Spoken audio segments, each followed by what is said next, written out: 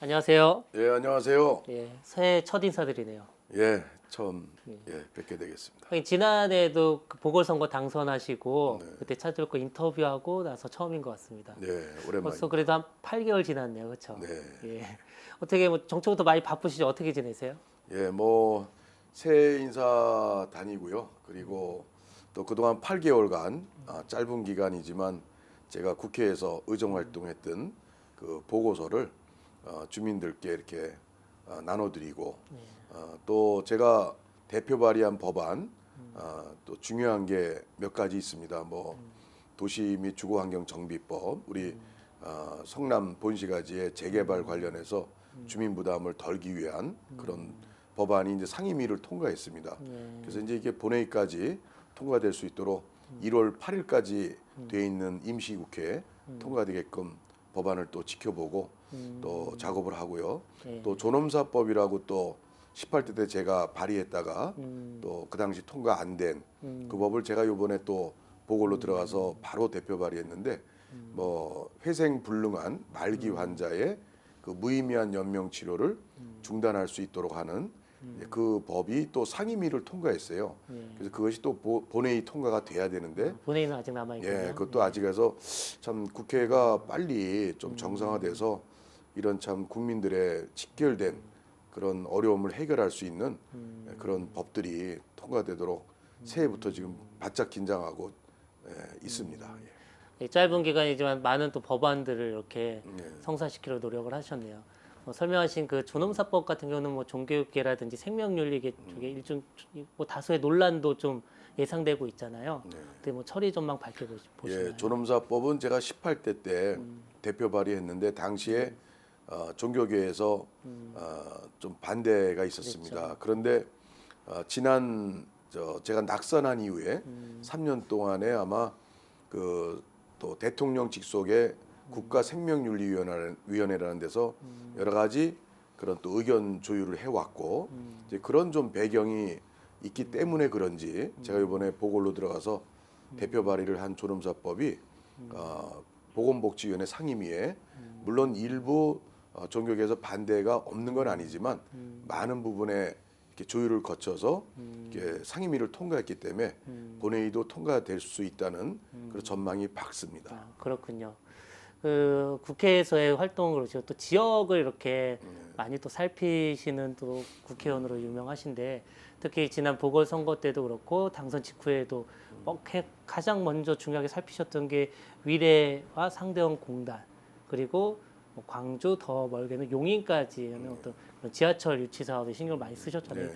현재 그 현황은 어떻습니까, 추진력? 예, 제가 뭐 4월 29일 지난해 보궐선거 때 이제 공약을 걸었습니다. 그렇죠. 그리고 국회 이제 들어가자마자 이제 국토부 유일호 장관 또 실국장들하고 네. 협의를 많이 했고 또 가능성을 타진을 했고 그래서 작년 12월에 이제 또 장관이 바뀌었습니다. 그래서 강호인 국토부 그렇죠, 장관하고 또 이 지하철 노선이 지나가는 지역의 국회의원, 그러니까 송파에는 이제 김을동 국회의원이고 또 성남에는 이제 저고 광주에 또 노철래 국회의원, 또 용인 에버랜드 있는 처인구에 이우현 국회의원 이렇게 네 분과 또 다 새누리당 의원들이시네요? 신임 다 또 새누리당입니다. 어떻게 그래서 강호인 국토부 장관 신임 장관하고 국회에서 간담회를 가져서 협의를 많이 했습니다. 그리고 지금 이제 이것이 철도가 이게 나아지기 위해서는 이 제3차 국가 철도망 구축 계획이라는 그 안에 이게 포함이 돼야 되는데 저희 제가 포함이 됐나요? 공약한 노선이 근데 이게 이제 아마 내년에 아마 이 구축 계획이 발표될 계획인 걸로 알고 올해요? 있습니다. 내년. 내년에? 올해. 올해. 2016년도죠. 예. 그리고 현재 전국적으로 확인해 보면 120여 곳에 그 노선 요청이 있대요. 예, 그 중에 20개 정도만 최종 구축 계획에 들어간답니다. 선택이 되는 아직까지 거죠. 안심할 수 있는 단계는 아니에요. 안심이 아직은 아니고요. 확정 단계가 아니고. 그리고 그래서 제가 이번 그 국회 예산 결산 특별위원회 위원이기 때문에 그 마지막에 그 현재 120억으로 올해 책정된 그 구축 계획을 통과하면 예. 그러면 예비 타당성 조사를 예.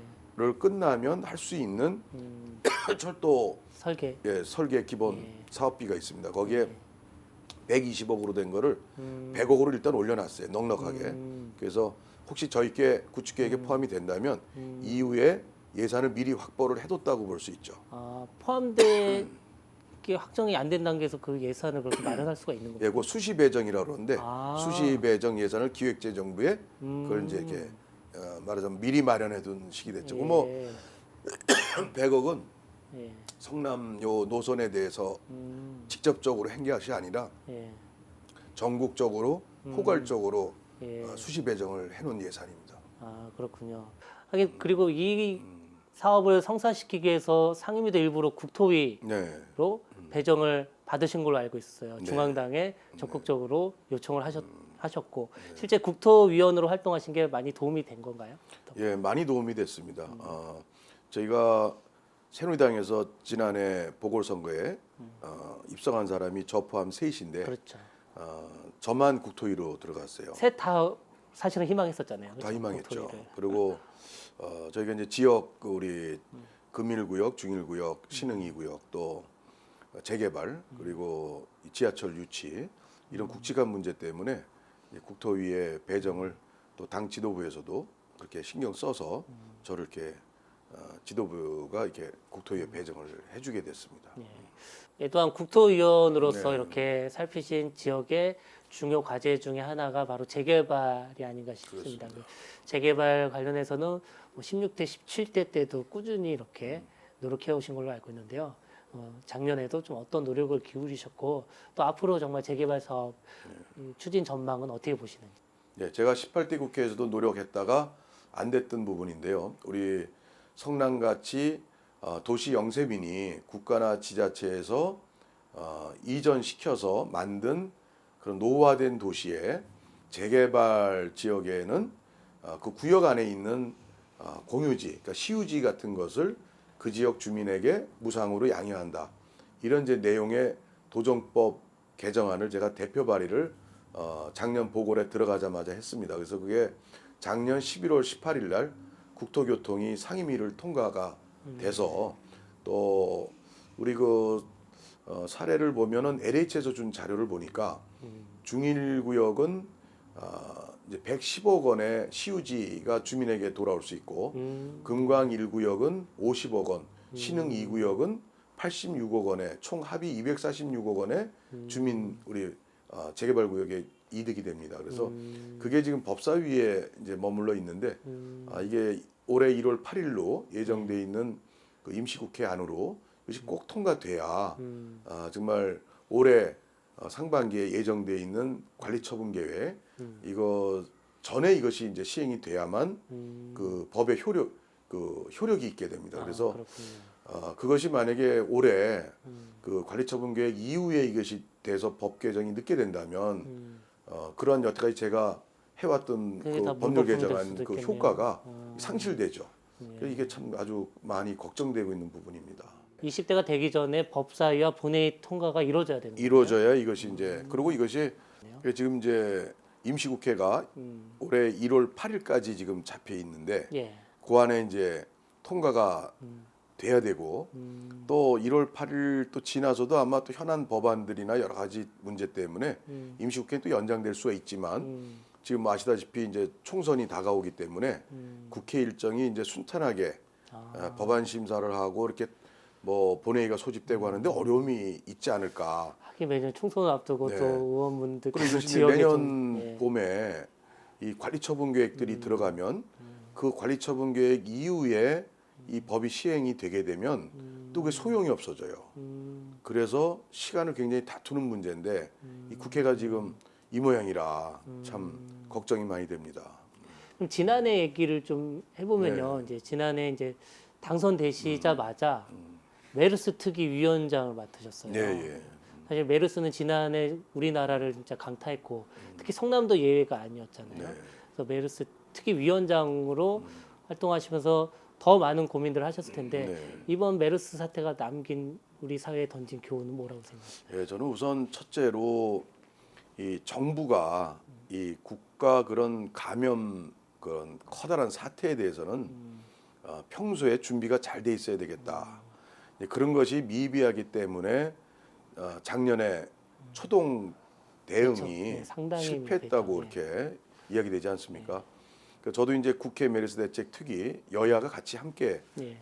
위원으로 구성돼 있는데 그 점검을 쭉 해보고 하니까 우선 첫째 국가가 그런 정보를 이제 우리 공유를 잘 해야 되는데 너무 비밀주의로 하지 않았느냐 이런 문제와 또 하나는 평소에 전문 인력이나 이런 것을 포함한 시스템이 그 감염병 컨트롤 그 시스템이 제대로 충분치가 않았다.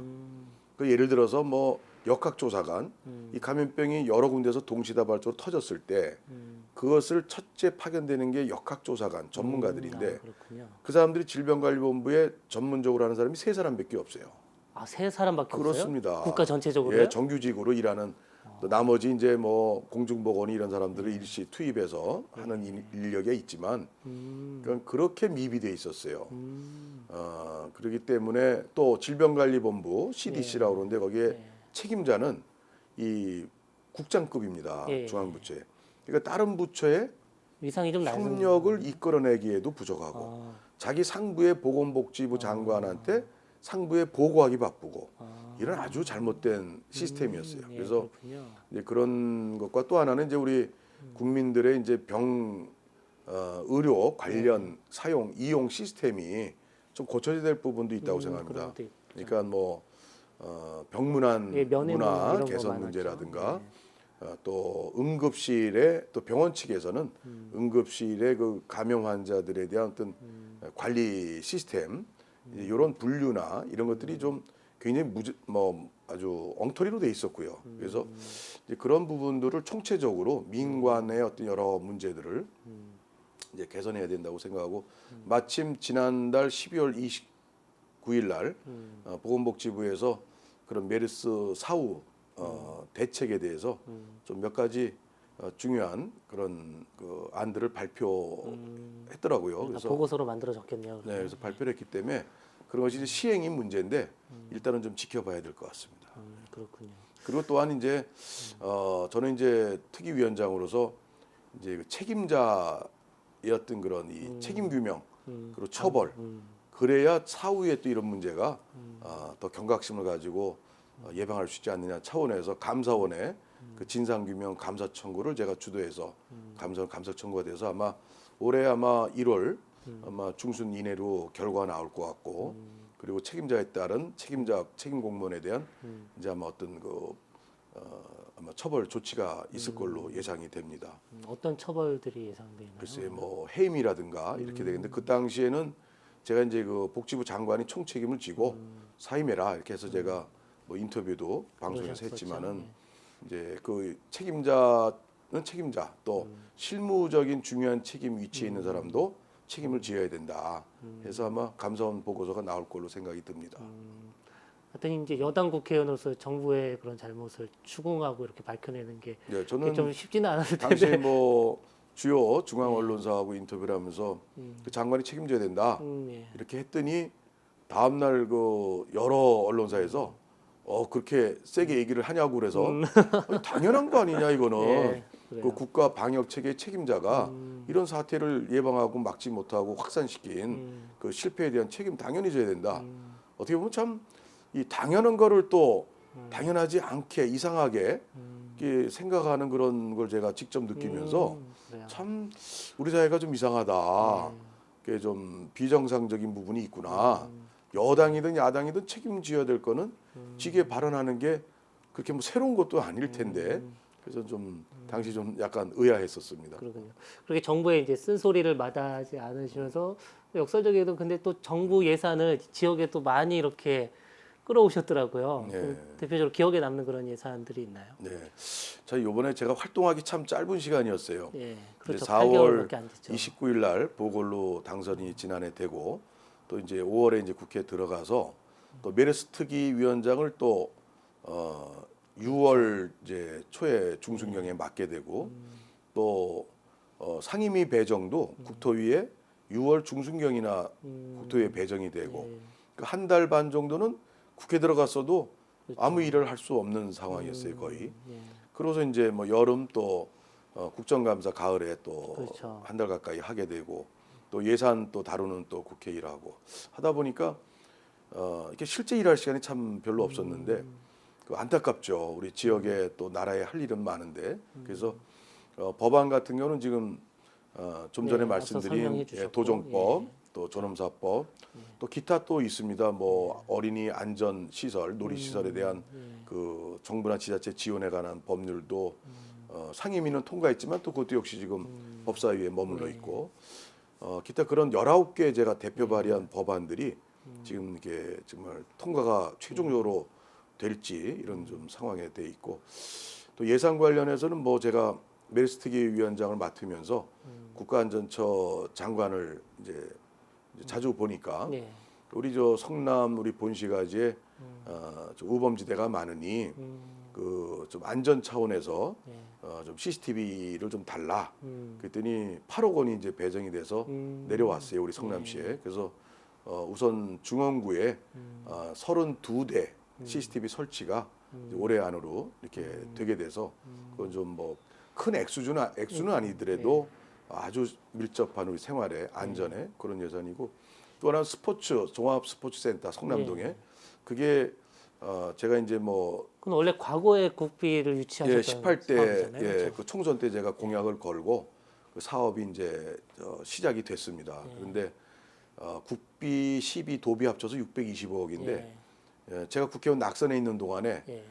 도비가 그렇죠. 재정이 재정난으로, 어렵다고 예. 그래서 도비가 안 내려오고 있는 상황에서 공사가 중단되는 그런 위기에 처하게 되고 그래서 제가 국회의원 되자마자 남경필 지사 만나서 왜 줄 돈을 줘라 그랬더니 하여튼 작년에 그 하반기에 30억이 내려왔어요. 그리고 또 국정감사 경기도청 할 때도 예. 제가 또 요청을 해가지고 올해 정상적으로 도비를 집행하겠다 해서 아마 종합스포츠센터가 잘 공사가 진행되리라 이렇게 생각하고 또 지역 난방 공사가 있습니다. 우리 네. 분당은 이제 잘 돼 있지만 예. 우리 본시가지 쪽은 지역 난방, 그러니까 서민들의 예. 그 난방비를 줄이기 위한 그 지역 난방이 시하고 지역 난방 공사하고 서로 공사비 문제 가지고 타결이 안 됐던 부분을 제가 이제 당선되고 15일 만에 지역 난방 공사 분당에 본사를 찾아갔어요. 그래서 네. 사장을 만나서 네. 이 공사 기본 공사비라도 지원을 해줘야 되는 거 아니냐. 그랬더니 303억 원에 그 열배관 기본 공사비를 그게 이제 뭐 모란에서 하대원 거쳐서 상대원 고개로 해서 금강 1구역, 중일 1구역 재개발 지역, 또 신흥 2구역, 또 신흥 주공 아파트까지 거기 이제 기본 이제 그 노선도입니다. 그래서 그 303억 원의 공사비를 이제 책정을 하겠다 저희 결정을 했습니다. 이렇게. 그렇군요. 그래서 그런 것들이 좀 작년에 짧은 기간이지만 기억에 남는 그런 예산 유치 활동입니다. 뭐 작은 것도 몇 가지 더 있습니다만은. 일단 그런 좀 정치력이 요구되는 또 현안 중에 하나가 최근 이제 대두된 하수 종말 처리장 문제인 것 같아요. 그다음 수십 년 복정동에 있던 하수 종말 처리장을 이제 성남시는 성남동으로 이전하려고 하고 있고 그동안 뭐 고통을 감내했던 이제 복정동 주민들은 좀 상당히 환영을 하고 있는데 반면 이제 이전 예정지가 돼버린 이제 성남동 주민들 여론이 상당히 안 좋다고 들었어요. 특히 의원님도 공식적으로 그 부분을 반대하고 네. 처리해야 된다 이렇게 주장을 펼치고 계신데 그 왜 처리해야 되는지 그 이유와 그러면 뭐 마땅히 대안은 있는 건지요? 예, 지금 복정동에 있는 하수종말 처리장 그렇게 악취가 나고 그러죠. 그래서 시에서는 아마 용역을 주어서 지금 지하화로 해서 네, 그렇죠. 냄새를 좀 덜 나게 좀 친환경적으로 또 친주민적으로 이렇게 하겠다 이런 뜻인데 사실 그 중원구라는 또 상황을 보면 예, 우리 또 쓰레기 소각장이 상대원에 있죠. 그러네요. 또 화장장이 또 도촌 가련동에 있죠. 가련동도 중원구죠. 그리고 장례식장, 예, 그리고 또 뭐 여러 가지 그 뭐 변전소라든가 뭐 이런 것들이 많이 있습니다. 그래서 이 중원구 주민들의 그러한 그것을 감내하면서 그동안 그런 그 주민 기피 시설들을 이렇게 받아들였어요. 그런데 이제 복정동은 사실은 뭐 외곽순환도로라든가 또 분당 수소도로 또 저 건너편에 그러니까 주민들의 생활 공간하고 상당히 떨어져 있죠. 근데 이제 모란의 이전을 시에서 뭐 계획하고 있는 그런 거기는 부지는 주거지랑 가깝나요? 예, 우리 뭐 전국 최대 민속시장인 모란장 아, 바로 뒤편에 그리고 상가나 뭐 이런 그 생활권이 아주 굉장히 밀집돼 있는 그러한 지역에 굳이 그것을 옮긴다는 것은 이것은 합리적이지 않고 또 굳이 중원 구민들 입장에서 본다면 또 그것은 중원 구민에 대한 굉장한 이것은 차별적 대우다. 이렇게 이제 그 반대를 하고 있죠. 그래서 저도 뭐 증원구 국회의원이기 이전에 왜 그러한 그런 기피 시설을 주민들의 또 시장의 상가의 그 밑집되어 있는 그 지역으로 굳이 옮기려고 그러느냐. 좀 더 제3의 부지를 찾던 또 지금 복정동에 있는 곳에 지하화해서 주민들의 어떤 그런 민원을 잠재울 수 있는 이제 그런 방향으로 가야 된다. 왜 하필 민속시장, 모란시장 왜 바로 뒤편이냐?